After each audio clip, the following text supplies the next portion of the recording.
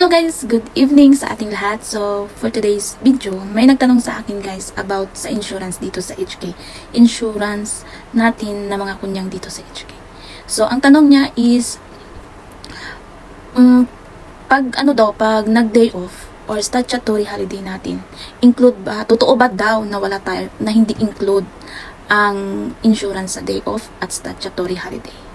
Ang sagot is, hindi po pasok ang insurance natin pag stat at holiday.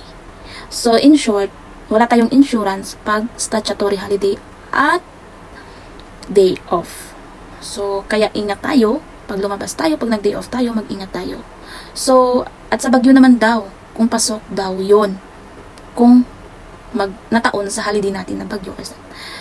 Kahit sa mga kapwa nila, sa mga local, pag sinabi ng government na nag-announce sila na may bagyo na hindi lalabas or mag-stop na ang biyahe, huwag nang lalabas. Kasi pag anong mangyari sa labas, hindi yan pasok sa insurance. Walang insurance.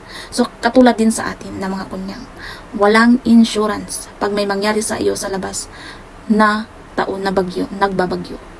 So, pag nagbagyo, better stay at home tayo sa bahay ni Amo, sipa tayo.